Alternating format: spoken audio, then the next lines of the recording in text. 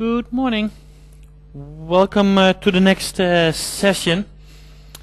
This is the last session before lunch from 11 to 11:50. It's almost a continuation of what we talked about yesterday about hands-on labs. Like I said, I do 3 sessions here, all related to hands-on labs. And what I want to do in this session is talk a little bit about some new things related to what would benefit labs and how labs would be different. So let's get started with that. First of all, again, thanks for all the sponsors here on the same slide. Let me introduce myself quickly. I did that in the previous session as well, but the session is recorded, so that's why I'm repeating this a little bit. I'm a long-time MCT and MVP with a strong interest in everything related to virtualization, Hyper-V specifically, of course. And as part of that, I'm very much involved with everything related to labs.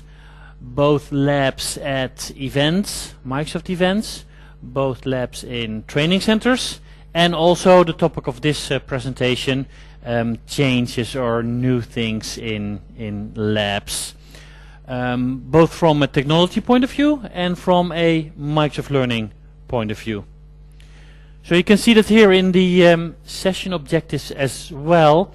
This is the second of the 3 sessions, and I've split it in 2 parts. First I want to talk about the different versions of Hyper-V and how that relates to hands-on labs. Hyper-V has been in 4 different Windows Server versions now, and also in 2 Windows client versions, Windows 8 and Windows 8.1. We don't have to talk about that, because Windows 8 is exactly the same as Windows Server 2012, and Windows 8.1 is exactly the same as Windows 2012 R2. So nothing different from the server versions is there related to labs. So that is the first topic I want to talk about. And then secondly, I also want to discuss how lab hosting is changing over time. Of course, if you take a step before that and talk about using labs without lab hosting, running them on the workstations locally in a training center or in a classroom, that will be the step before that. But otherwise I want to go for 4 different options. Hosting them directly with a hoster like ourselves, or hosting them through Microsoft Labs Online, or hosting them to the new Microsoft Learning platform called MLX, or hosting them in Windows Azure. Actually, Windows Azure is the topic for tomorrow's session, so I'm not talking a lot about that particular aspect, but that's what the plan is for the next 45 minutes. So let's first look at Hyper-V technology. Hyper-V is becoming very popular, of course. There are many new Hyper-V functionalities in each new version of Windows Server. Last week I was at the MVP Summit in Redmond. I'm an MVP in Hyper-V, so I was sitting with the Hyper-V team, and that trend is continuing, of course. That's the plan, at least. The next versions of Windows Server will yet again have improvements and changes in Hyper-V. Although hands-on labs is not the best example for Hyper-V. It gets to the point that if the Hyper-V team is explaining something about new things in Hyper-V, then you see the person from the Hyper-V team points to me and say that it doesn't apply to what we are doing, because labs are slightly different than what normally Hyper-V focuses on. Hyper-V, as created by Microsoft, is focusing a lot on scenarios related to enterprises using Hyper-V in a data center. So, for example, clustering is a really big topic in Hyper-V, and improvement in clustering is a big topic. But for running hands-on labs, you would not be interested in that aspect of Hyper-V. Backup or resiliency or something like that is also a big topic in enterprise data and enterprise data centers, of course. But with hands-on labs, similarly, if a lab fails, well, that's not so nice, but you would just start it up again from a different server and you can continue. So it's not such a big deal if something would happen there with the hands-on labs. Yet, there are specific features in the different versions of hands-on labs, of Hyper-V, that are suitable and applicable to labs. The first one that's interesting, that you know about, of course, is that came in Windows 2008 R2 Service Pack 1. Windows 2008 R2 was before that, but let's talk about the Service Pack 1. And that is dynamic memory. Most of the server products can handle dynamic memory well, so that is something that when you set up labs, it is beneficial to use dynamic memory. The benefit of dynamic memory, of course, is twofold. One is a virtual machine, let's say a domain controller or a DHCP server, if it's not on a domain controller, that really doesn't need a lot of memory, will automatically get less memory assigned, and the benefit would be that that memory would be back in the pool and available for other virtual machines. The second benefit is the opposite, that if a virtual machine needs a lot of memory, then of course it can get more memory from the dynamic memory. In our data centers for the labs, we configure everything with dynamic memory, even though Microsoft Learning most of the time distributes all their labs with dynamic memory disabled, and they put in the setup guide, do not enable dynamic memory because it would slow down performance. We ignore that statement and still enable dynamic memory because it has clearly benefits and it's not so much related to performance, unless you don't give it enough memory to begin with, of course. That will be a bad situation. So dynamic memory is an important one. Then the next version is Windows 2012 and Windows 8. Fairly recent, only a little over a year ago.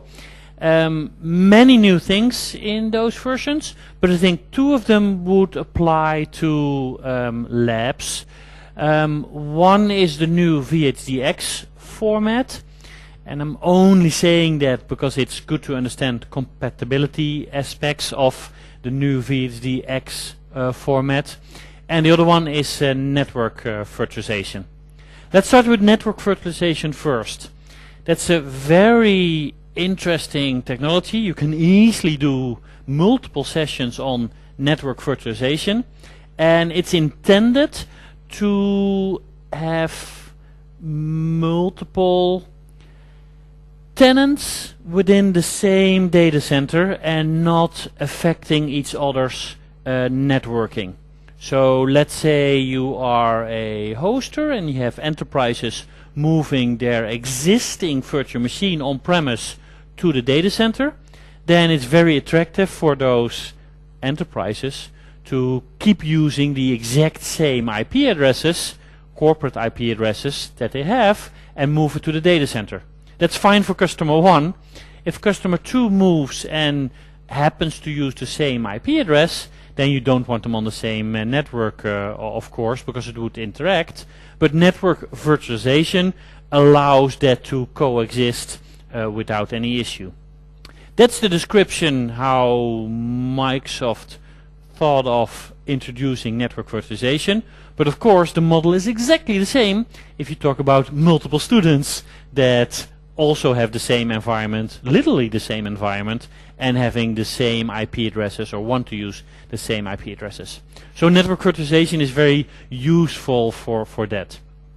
In a normal course, you would not run into that, because if you set it up yourself, you would have everything locally on the workstation.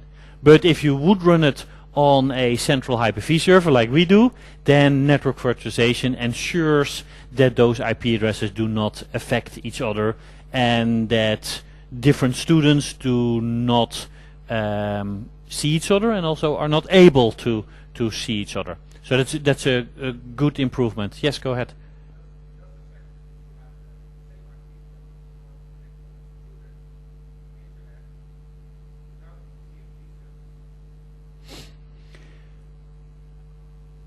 Well, so you're saying network virtualization doesn't work?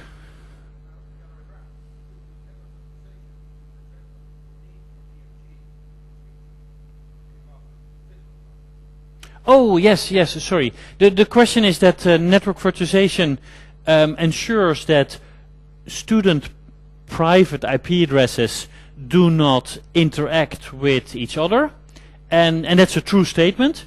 So that means that you don't have to use any other tricks, if I use a negative word for that. For example, having to have TMG somewhere or some other firewall solution to separate out the traffic. Yeah, that's a very true statement, Luc. Thank you. Okay, back to the VHDX format. All the Microsoft Learning labs that are being distributed currently use the VHD format, so this would not be relevant. The VHDX format does have some benefits in correcting errors, etc., but that never happens in a lab or a course, that you worry about a VHD file getting corrupt. And even if it does corrupt, you just copy a new version over. So the benefits of VHDX are not so much applicable to labs. The two things, the other thing that VHDX adds is that you can have much larger disks, let's say up to 64 terabytes. Granted, some of the Microsoft Learning labs require a lot of resources, but not disks that are 46 terabyte in size. So that's also something that is not needed yet. It only comes into play when we talk about compatibility. Then the final version from last month adds two things that are interesting for labs. And the first one is called Enhanced Session Mode.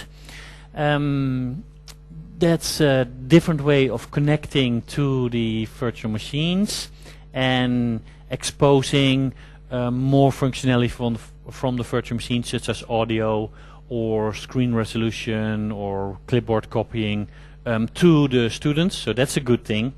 And the other one is, well, I'm calling it here faster experience, that several operations in Hyper-V R2 are faster than in the previous versions. So that is a benefit by itself.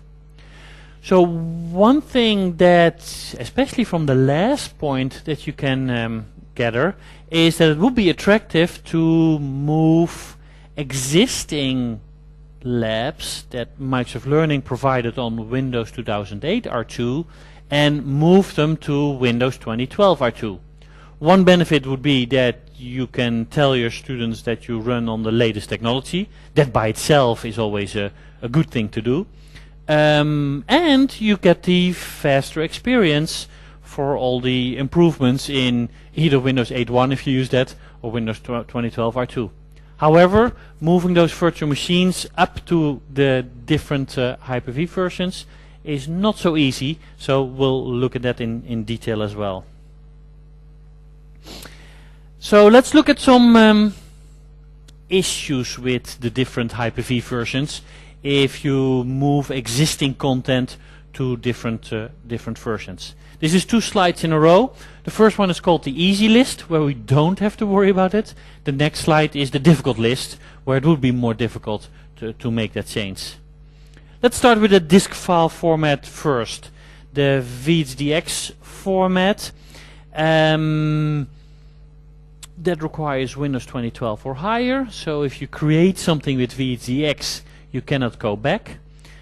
However, there's a very easy mapping, and Hyper-V has the tools as well to go from VHD to VHDX and go from VHDX to VHD. So you can always go back and forth. This is actually done remarkably well in Hyper-V. Even if you have a differencing disk situation, you build it yourself.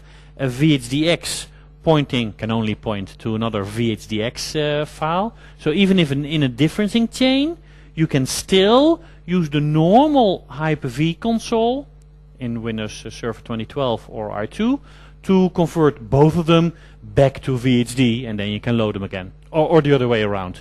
So that's really done nicely. This remains interesting because Windows Azure also does not support VHDX. It only supports VHD.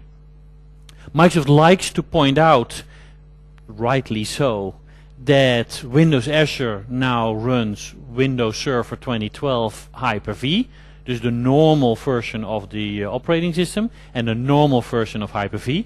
So that's good, but somehow they don't support VHDX. So you still have to go back to the VHD format if you move to Windows Azure. We'll talk more about that tomorrow, but the conversion is very straightforward.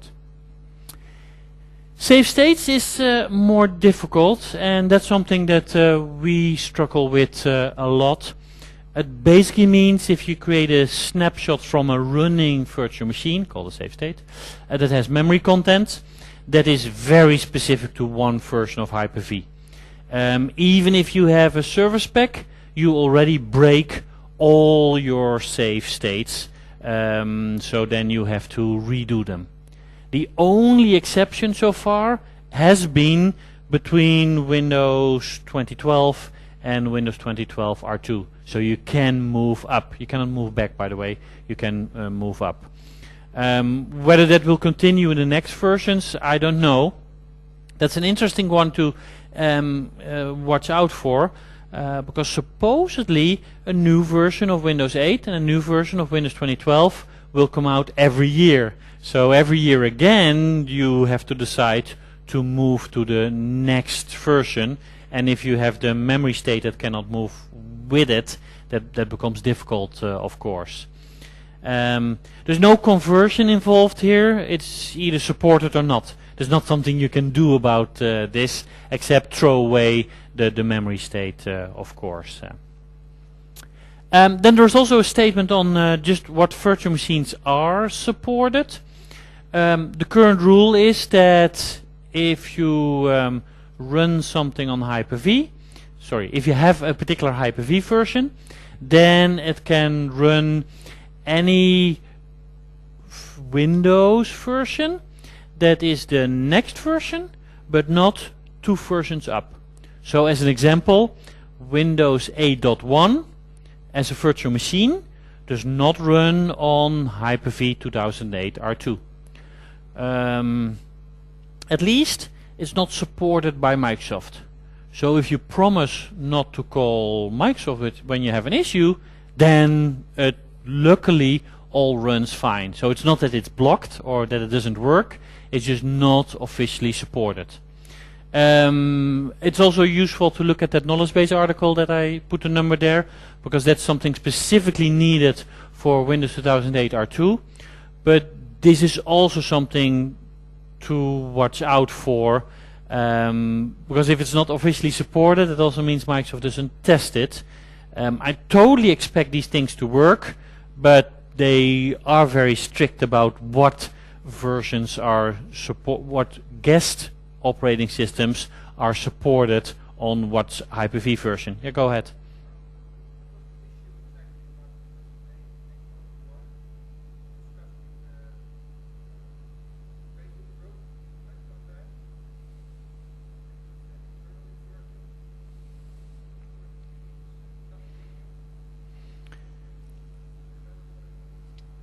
The question is that there was a discussion in the MCT groups about Windows 8 or 8.1 not working specifically. I would expect that it has something to do with the next slides on incompatibilities between WMI versions. It was certainly not something soft as officially not supported by Microsoft but still runs fine. So it was probably more heavy. I think it is on the next slide.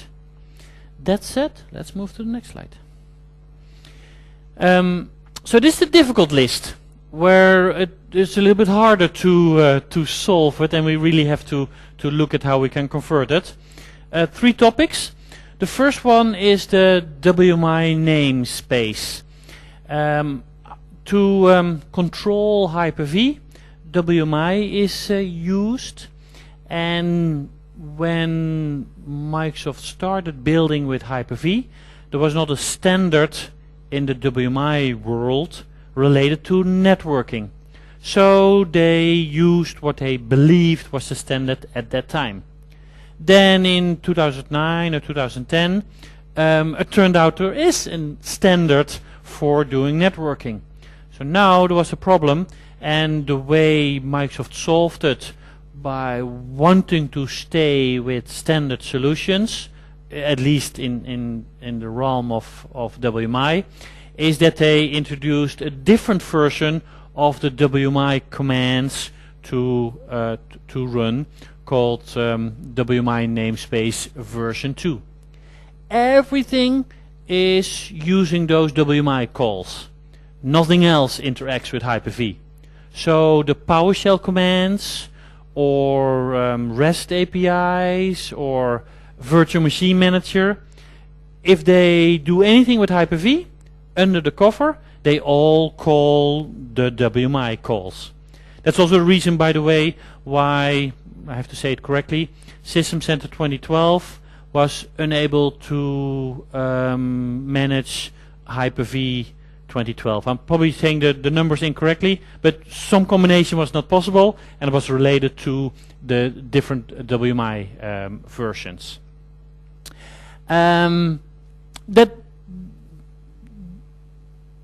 That also leads to some issues with import-export, as you will see on the next slide. So remember this WMI issue.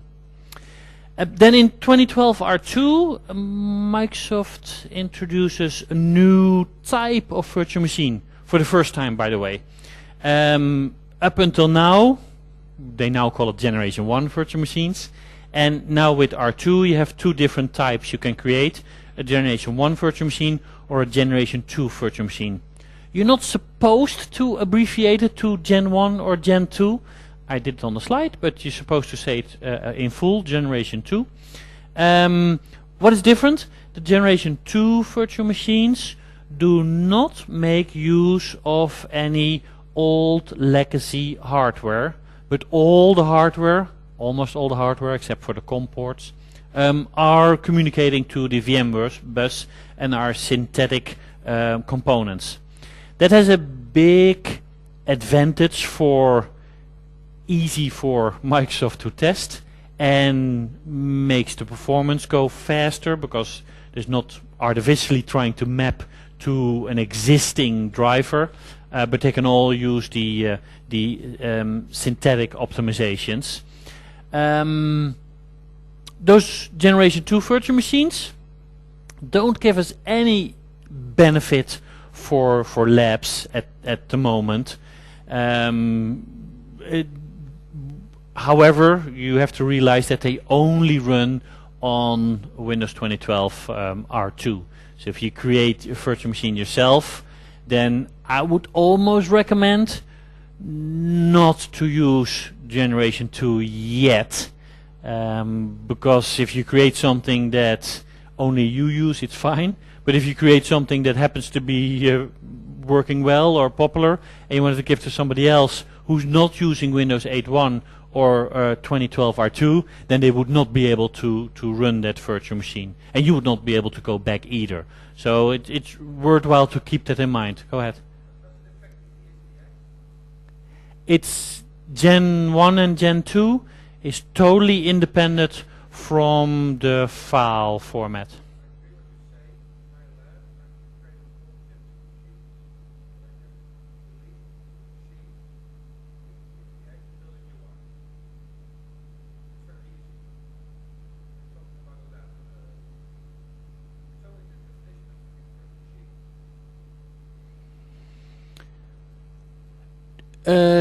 If you have an existing generation 2 virtual machine, that means that in the disk file, in the Windows files, the drivers for the legacy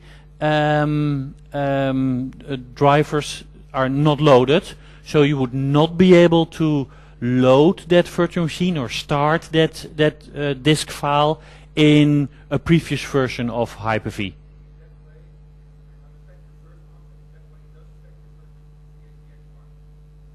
Okay, if then the answer is yes, then it affects it for sure. Oh, now I understand your question.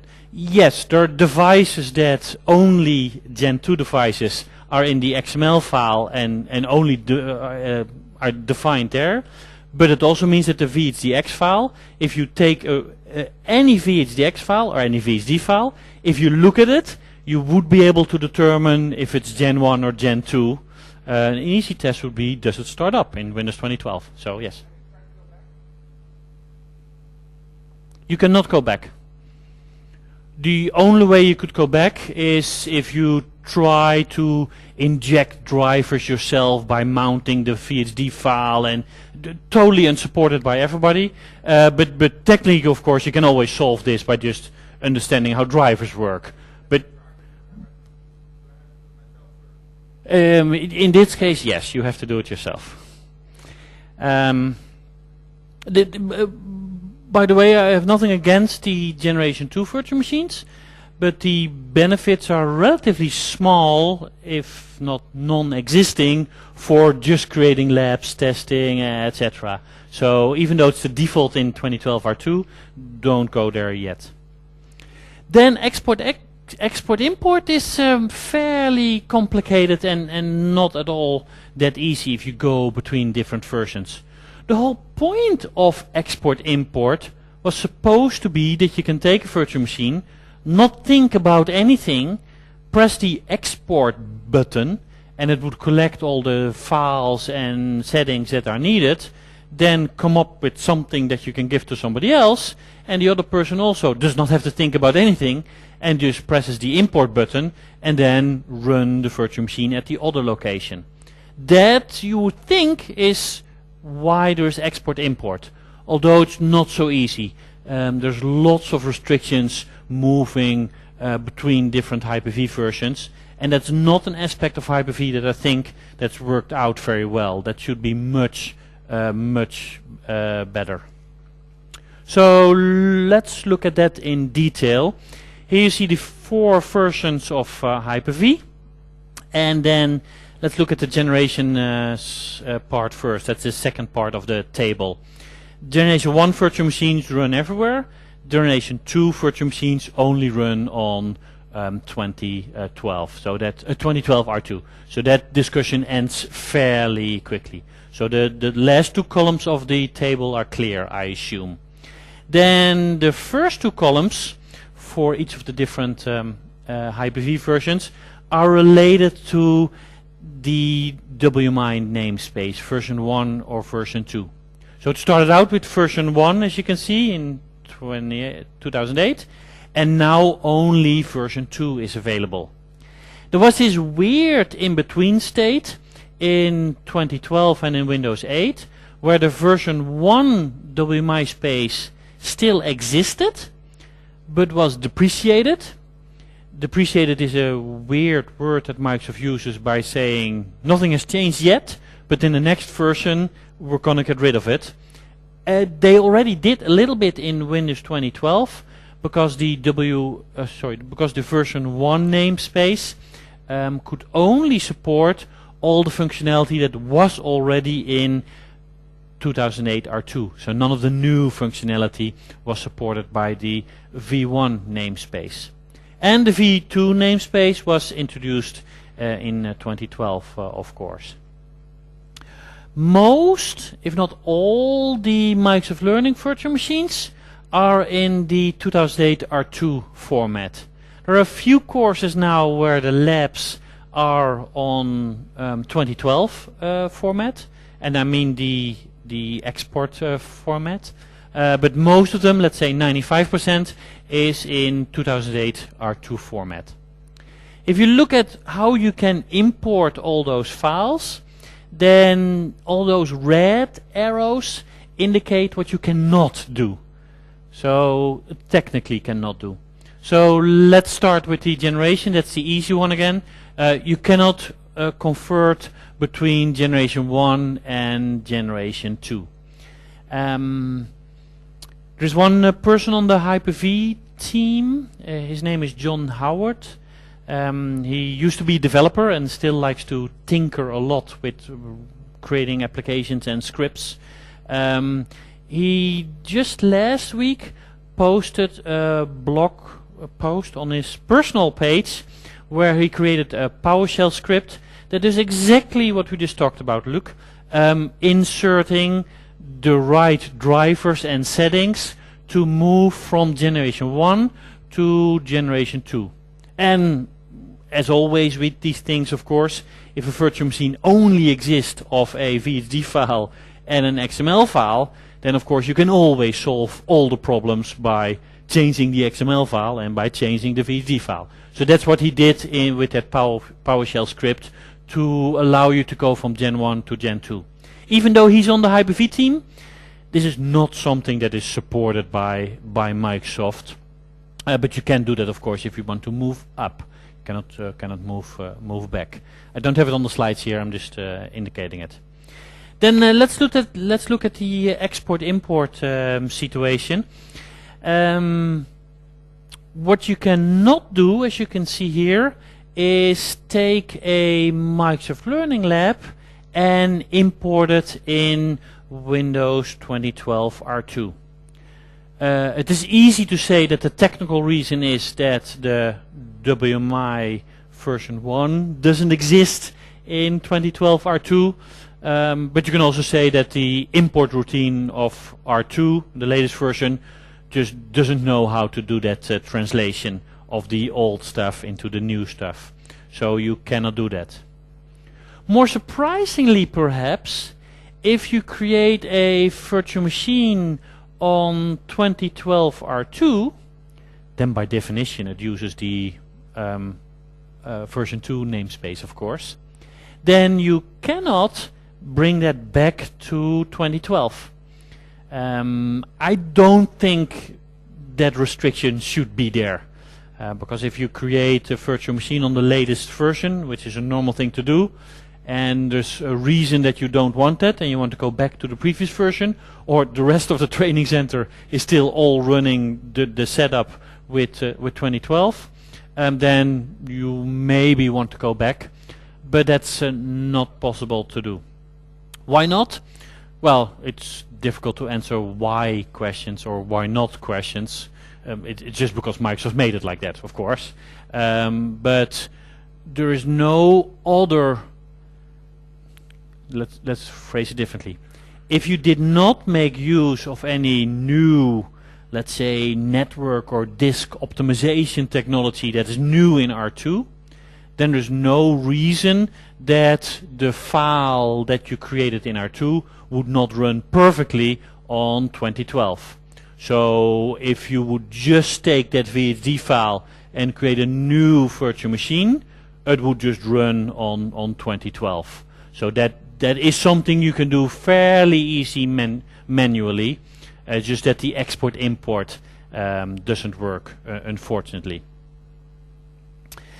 If you want to play with this yourself, there's actually a version number in the XML file that you can edit by hand, and then you can import it again. But then, of course, it doesn't have any of. Then you should not use any of the new features. That's the small up arrow that you see there. All the green arrows are the export-import paths that are possible. And as you can see, there actually is a path from Microsoft Learning to 2012 R2. If you first go to 2012 and then export again and then go to 2012 R2, then you go in those two steps. I have also added my own solution. Basically what it does, it takes the export file, which is a text file, from the Microsoft Learning labs, and then converts them to the XML files in R2 format. That's a blue arrow, and that means you can run the Microsoft Learning labs on 2012 R2. The benefit would be the additional performance, of course. That's how we run all the labs in our data center. Officially, I'm just saying it here for completeness, officially with any of the Microsoft Learning labs, you should only do what's in the setup guide, of course. And the setup guide says you have to run it on 2008 R2, so you should not do this. It's not supported by Microsoft Learning. So this is a story related to export, import of the labs. It should have been a little bit easier, but it turned out lots of restrictions moving between the different platforms. I think it's fair to say to avoid Gen 2 for a while if you want to move back and forth, but avoid creating labs on 2012 R2. That's too much, of course, because you want to go to the latest version for all its performance benefits, for example. Okay, let's look at connection options as well. Connection possibilities. Questions came up yesterday as well, so I want to make sure that we spend some time on that. These are the two normal connection methods if you connect to running virtual machine. This has been possible with any of the Hyper-V versions so far. The RDP Connect connection method is connecting to an IP address of the virtual machine, maybe through a firewall, but at least you need to have a network connection to the virtual machine, and more so, terminal server needs to be running inside the virtual machine, and then you can create a RDP connection to the running virtual machine, of course. You also need to have permissions, of course, to do that. What is the benefit of RDP? Mostly what you probably think about is the screen resolution, because you can run any screen resolution when you create an RDP connection, including the screen resolution that matches exactly your screen size of your physical computer that you have on the client side, which is commonly called full screen. So that's a big benefit of using the RDP direct connection. The RDP over Hyper-V connection method is used by the VM Connect tool, for example, and that's also what we use in our ActiveX, what I showed yesterday. That has its benefit that you do not need to have terminal server running inside the virtual machine, and in fact you don't connect to the terminal server in the virtual machine, you connect to an RDP listener on the host called the Hyper-V service. That also has the nice benefit that if you restart a virtual machine, you can continue to stay connected, between quotes, to the virtual machine and see the restart and see the BIOS. Well, you don't see much of the BIOS, but you see it's start up and then log on, etc. So that's a big benefit there. And you don't need any IP network connection to the virtual machine. You only need it to the host, of course. Now in 2012 R2, there's a new third way of connecting to the virtual machines. And I call it RDP over VMbus now, but they, in the user interface, they call it enhanced session mode. That's a combination of the two, more or less. You're not connecting to the IP address of the virtual machine, so that's good. You're connecting still only to the host, and then the host creates a VM bus connection. There's the VM bus. Creates a VM bus connection, you could say an internal connection, to the virtual machine, to the terminal servers that runs inside the virtual machine. So you get all the benefits from the RDP direct method, meaning sharing of USB and smart cards and the screen resolution and the clipboard copying and the time zone copying what you want, because that's in RDP direct. And the benefit is that you do not need to connect to the IP address of the virtual machine. For labs, that's a big deal, by the way, because all the students have the exact same IP address, of course, so it's kind of difficult to connect to the IP address of an individual student. So that's nice about this third way of connecting. It does come with a requirement, namely that both the Hyper-V version and the virtual machine needs to be on the very latest version. So for now, for all the existing labs that do not use virtual machines that are the latest version R2 or Windows 8.1, you cannot use this yet. But if new labs come out from Microsoft Learning that are running on the latest version, you would be able to connect in this way. So that's a nice way of connecting, and you get the full screen option. Here's a summary of everything we discussed. And of course green means good and red means bad. And the only benefit that, let's say, the third option, the enhanced session mode RDP over VM bus adds, is that you do not require the IP address of the virtual machine to connect to. Yes.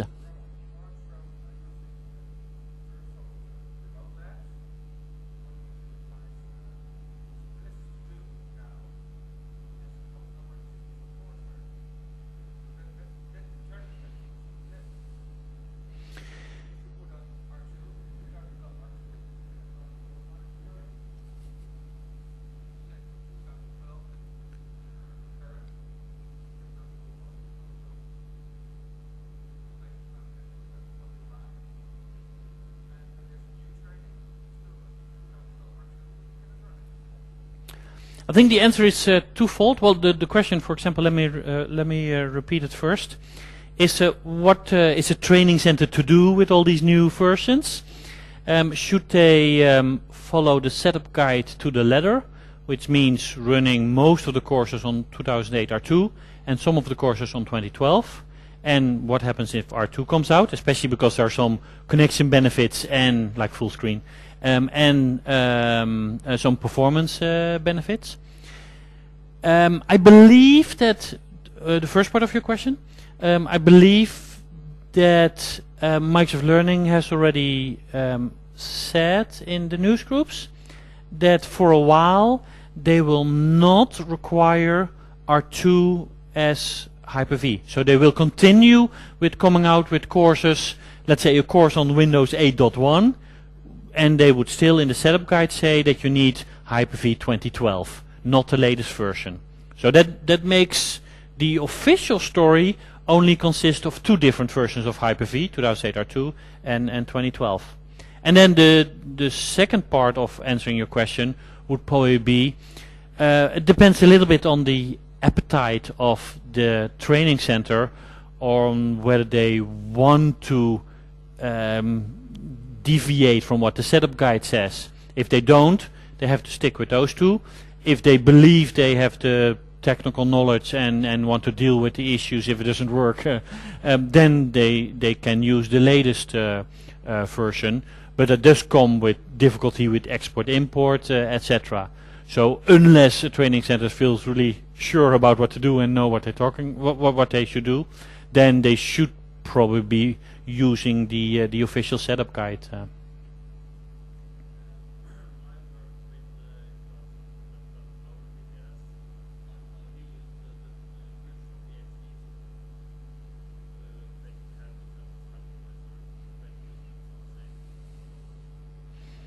That's a good remark. As part of course, if you do want to have a situation where you want to have multiple different versions of Hyper-V, or to say differently, multiple different versions of Windows Server on the machine where the virtual machines run, then a quick way of doing that is having boot from VHD to switch between them correct.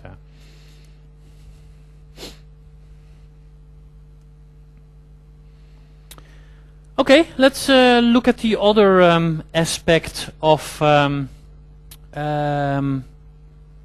what will happen in the future, and that's related to the hosting platform. Basically, just like I had in the beginning, there are 4 different options here if you don't do it locally. The first one is what we talked about yesterday, using a particular hoster directly, like ourselves. The second option would be to not go directly to a hoster, but go to Corso Marketplace, and then use the official way of ordering labs online through Bertelsmann or Avato. That is the what is announced at the partner conference in July. I'm hoping that you have played with that solution. And the plan is, of course, that I believe the plan is that existing hosters would roll up into to MLO. Then there's also the new learning experience platform, abbreviated with MLX. At the MCT Summit in North America 2 months ago, the keynote was done about this new learning experience. So I have some slides from that. And then eventually, if we meet again in 3 years, then everything is running in Windows Azure, of course. Then this whole discussion doesn't exist anymore, and everything is moved to Windows Azure. That is Microsoft's final, well, maybe not final, but that's the goal where they want to move to, and all the other things are just temporary until they can move to Windows Azure. This is from the WPC presentation. You've probably seen it described how Microsoft Labs Online work. You just connect to a hoster in the interface that is whitelisted, meaning you don't see exactly which hoster it is. Currently it's a single hoster that's in Seattle. That's how it started in July, and that's still the single hoster there. And there are some restrictions on when you can access the virtual machines, as you can see here. This is the same information that you can also find from the Bertelsmann site, of course. Let's look at MLX as well. This is a new platform that is being created by Microsoft Learning. And now I'm talking about it in the context of online labs, but it's actually more than that. Online labs is just a small part of it. It's really a new learning platform that Microsoft is building, independent from using online labs.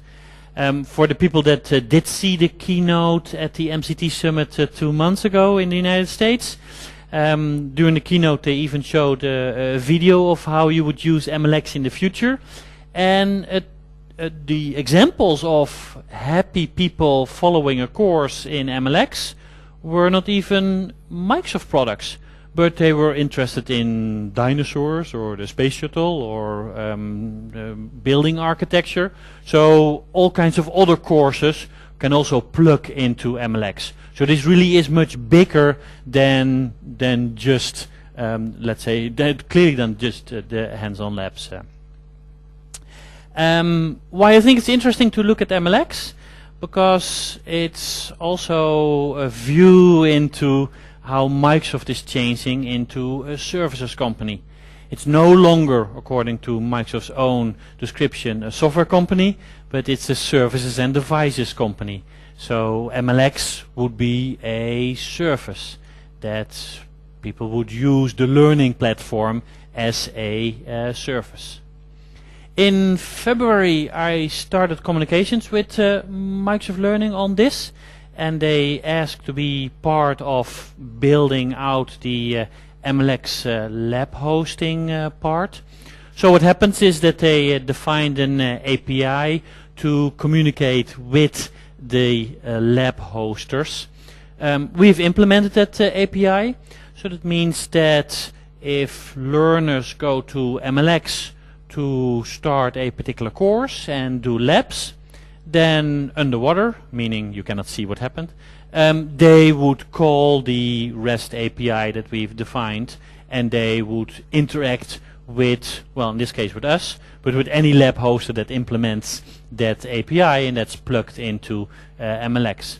In the same way, other services, let's say virtual ILT communication or video servers could plug in the same way, and they all have their own API, and it all rolls up in a platform that students and trainers use in that way.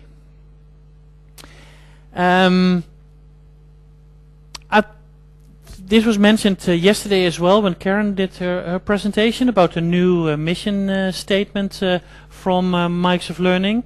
I copied it from the slides because I think it's applicable here. And I think that even in the new mission statement, it clearly says that Microsoft Learning, besides having a new name, a Learning Experiences Organization, I believe organization is part of the name as well, but it's abbreviated as LEX. And clearly the mission statement also indicates that focusing on online and focusing on cloud and focusing on the possibilities that it gives on how to deliver things in a new way is an important aspect here.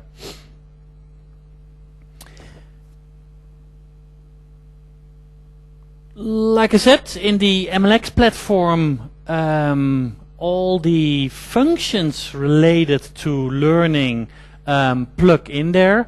Virtual labs, online labs is just one part of it. Other functionality that goes into a learning system are also part of that.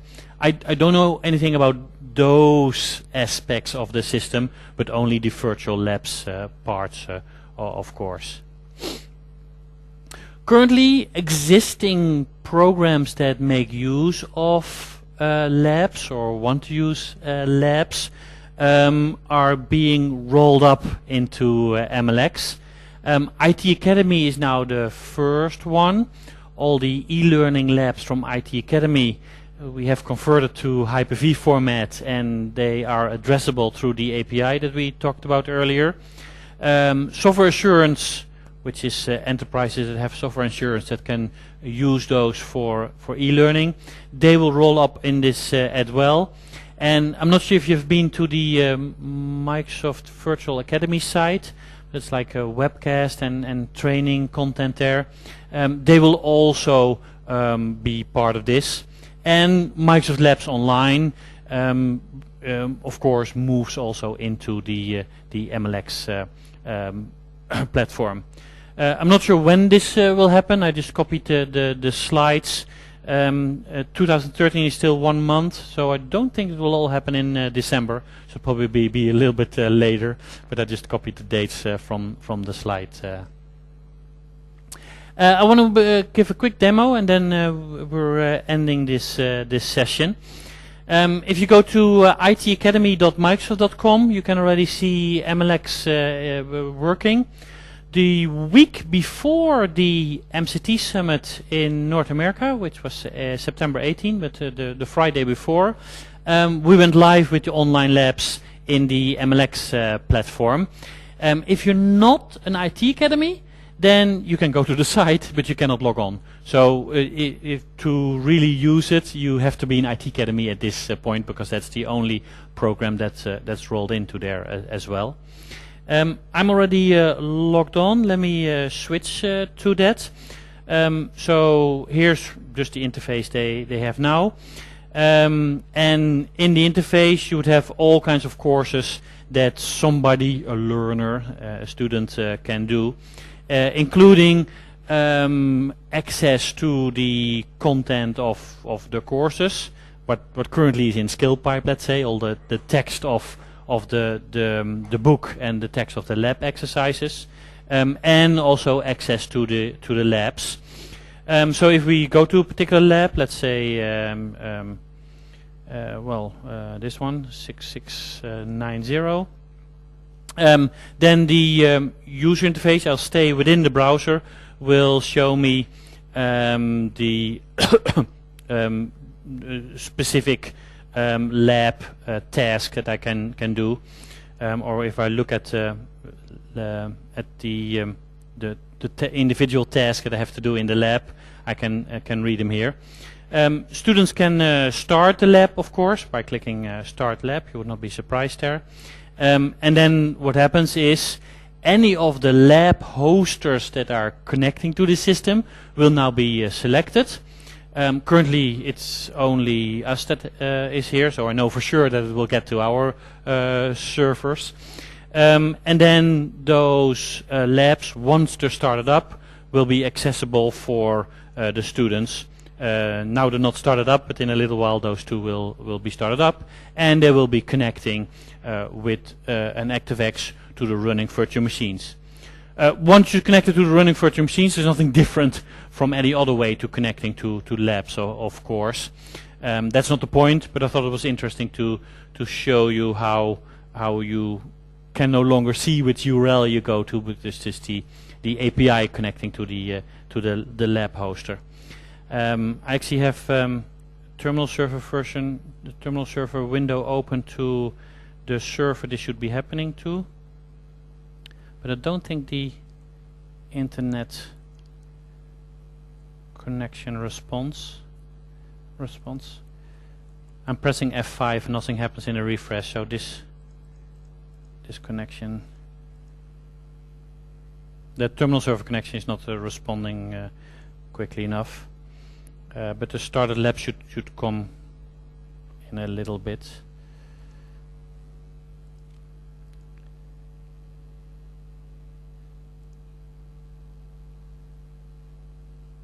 Yeah, that should be it, I think. Oh, I still have to install the ActiveX. I'm not sure why it's asking for that. Let's not do that. But you see how it's supposed to work. Okay, that was the end of the session. We have to end at this time. So, are there any questions we should talk about now before we break for lunch? Okay, then thank you very much for your attention.